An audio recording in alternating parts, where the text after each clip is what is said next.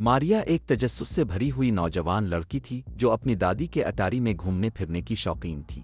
ایک دن وہ ایک عجیب و غریب قدیم آئینہ دیکھتی ہے جو ایک دھول بھرے پردے کے پیچھے چھپا ہوا تھا۔ یہ آئینہ اس نے پہلے کبھی نہیں دیکھا تھا۔ اس کے فریم پر پیچیدہ اور گھومتی ہوئی نقش و نگار کندہ تھے۔ دلچسپی سے مجبور ہو کر ماریا آئینے میں جھانکتی ہے۔ حیرت کی بات یہ ہے کہ اسے اپنی بگڑی ہوئی عکاسی نظر آتی ہے۔ اس کا چہرہ خوف سے بگڑا ہوا تھا۔ وہ پیچھے ہٹنے کی کوشش کرتی ہے لیکن عکاسی جیسے اسے اپنی طرف کھینچ رہی تھی۔ اگلے چند دنوں میں ماریا آئینے میں دیکھتی رہی۔ مناظر مزید بار بار اور شدید ہوتے گئے۔ اس نے خود کو ایک جلتی ہوئی عمارت میں پھنسا ہوا دیکھا، ایک دیو ہیکل مخلوق کے پیچھے بھاگتے ہوئے اور ایک گہرے اندھیرے سمندر میں ڈوبتے ہوئے۔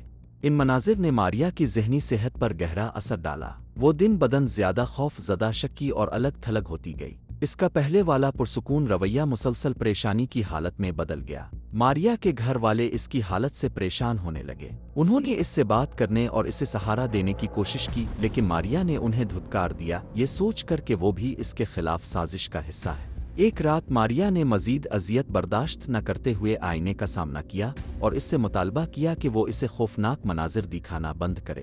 آئینہ جیسے جواب دینے لگا، اس کی سطح توانائی سے جھلملانے لگی۔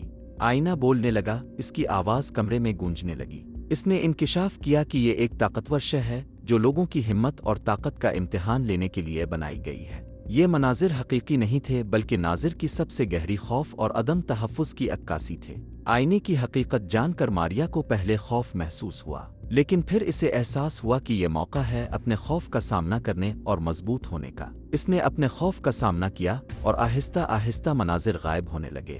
نئے حوصلے کے ساتھ ماریا نے آئینہ توڑنے کا فیصلہ کیا۔ اس نے اسے ٹکڑے ٹکڑے کر دیا اور خود کو اس کی کالے عمل کی برائی سے آزاد کر لیا۔ جب ماریا نے ایک عام آئینے میں دیکھا تو اسے ایک صحت مند اور خوش شکل عکاسی نظر آئی۔ اس نے اپنے خوف کو شکست دی تھی اور پہلے سے زیادہ مضبوط ہو گئی تھی۔ آئینے کی برائی ختم ہو چکی تھی اور ماریا خوف کے بغیر اپنی زندگی گزارنے کے لیے آزاد تھی۔